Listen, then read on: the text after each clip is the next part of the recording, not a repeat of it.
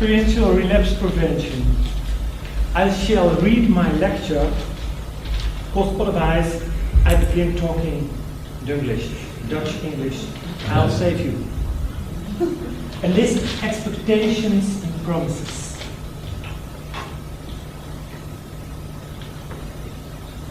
Theme of this conference. So I realize I am not alone.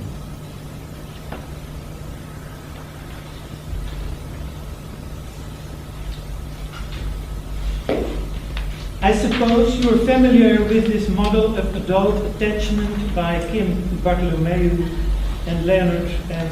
Horowitz. Model of the self, vertical, model of the other, horizontal. What is characteristic of the concerned patient population? They are dismissive and or fearful of rejecting. Fearful, Casriel described these individuals as rejectors.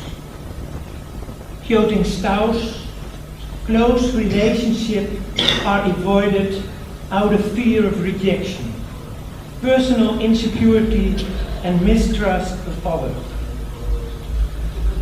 But for most of my clients, dismissing is characteristic too. About dismissing, quoting Strauss, the importance of close relationships is downplayed. Most offense relationships are volatile, instrumental, exchangeable, or in a special way interchangeable. Close adult relationships are avoided for fear of being overwhelmed. They often have the experience that the relationships with adults are too intrusive. So they prefer the relations with vulnerable people and try to live the illusion of becoming child with the children.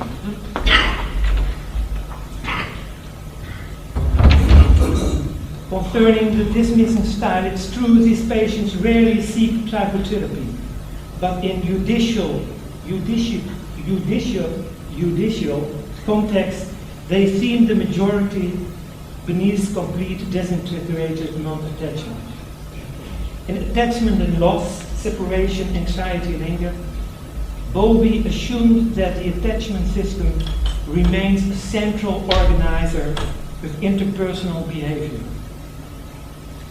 About the dismissing style of the system, Strauss indicates, as adults they have the working model of the distancing structure. They barely remember events of childhood. Attachment professor Peter Fonagy from London assumes in his article about women molesters that most of these perpetrators are abused during childhood and that they have no idea why their caregivers hurt them. Anxiety stops thinking. Quoting Strauss, quiet, gentle work with much encouragement to express feelings without the activity is more helpful for them. Simple being held without doing anything is often as therapeutic as classic math work. I'm thinking classical math work is a bridge too far.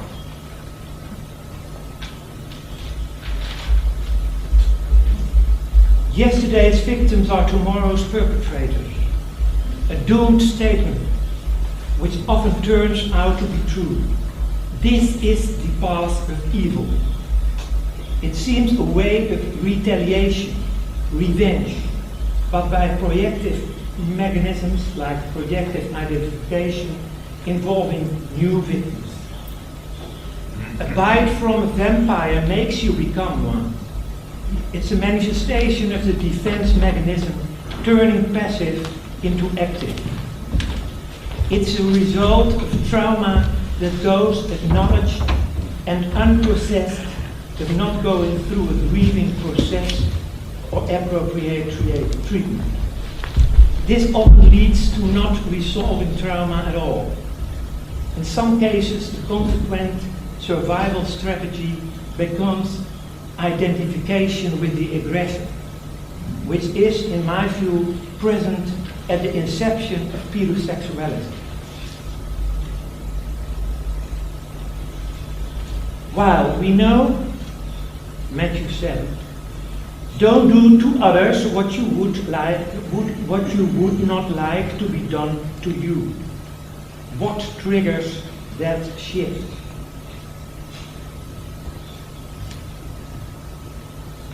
How does it work? Defense mechanisms are ways in which we try to make our fears manageable and defend ourselves against the threats life throws at us. The child transforms from the one being threatened into the one doing the threatening. Concretely, how innocent, playing doctor after having been to the doctor. When water is everywhere, you will clasp into anything that might keep you afloat. The sensible thing to do, isn't it? And smart. The only safe place is behind the danger.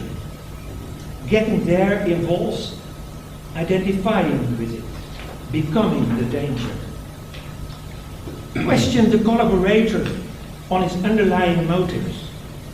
He will not be consciously aware of them. This is the principle, warding off fear through aggression. You don't have to be a criminal offender to experience this. In fact, who hasn't experienced this at one point or another? In any case, this had led to disastrous consequences or tendencies in forensic patients.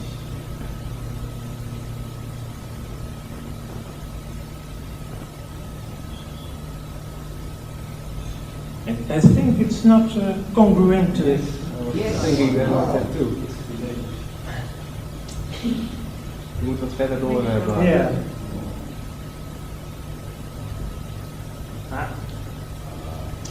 That's not good. No, it's. They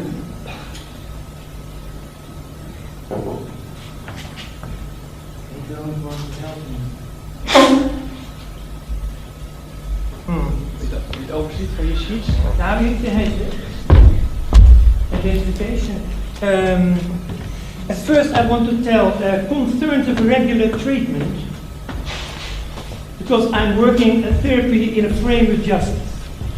Concerns of regular treatment, the well-being of the patient, and keeping in check the psychopathology.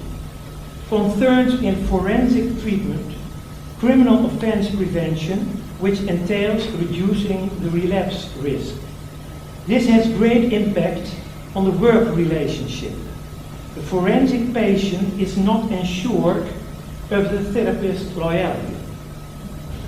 The forensic therapist will always take into account a third party, the victim, society, and all potential victims in it.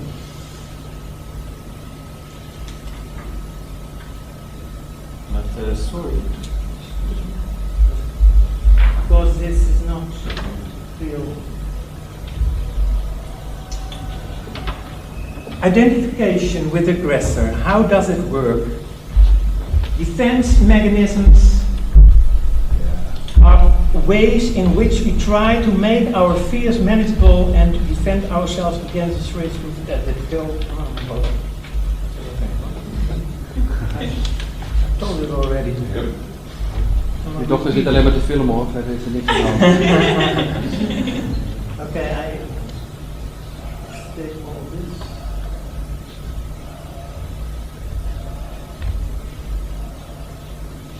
I told it already. Yes. Yes.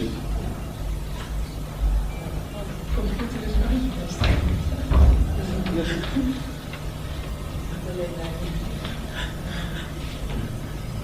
Sorry, disastrous consequences, I read it already.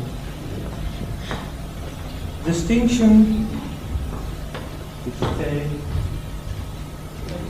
Sorry, one moment please. Okay, motivation.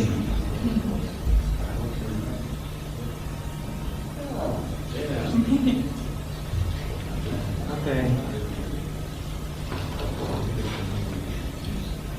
One can't ignore that a person's motivation within forensic treatment is initially decidedly external.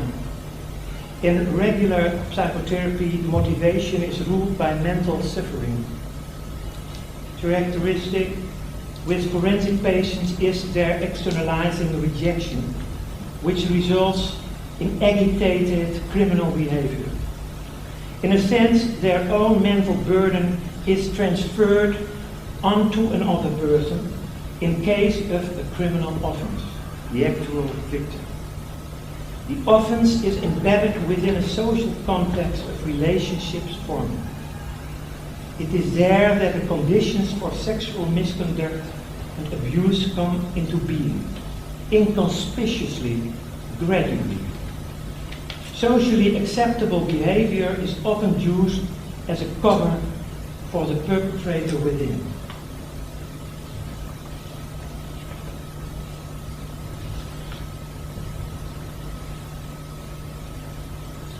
Yeah, here's standing the word dilemma, but the word dilemma Is in white as well. you don't project it. One could consider it a dilemma in forensic psychotherapy, in the offense prevention treatment of sex offenders, that a perpetrator hides behind the patient. When treatment is outright imposed and the perpetrator is not allowed to choose, the roles are being reversed. The perpetrator, patient, is subdued, and with that enters what is experienced as a lamentable situation. One will be inclined to feel a victim of the system, the result of which is fake adjustment through collaboration.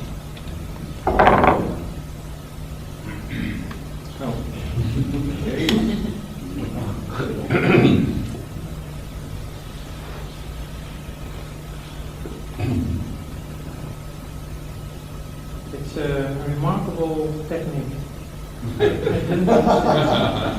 Rob, kan jij me even bij mij helpen? Want ik wil gewoon die juiste projecteren en ik moet op allerlei knopjes en dan gaat hij beneden eerst beginnen. Kun je leggen? Nee, dat durf ik niet te zeggen, maar ik wil wel voor je op de knopjes doen. Ja, voor mij op de knopjes. Het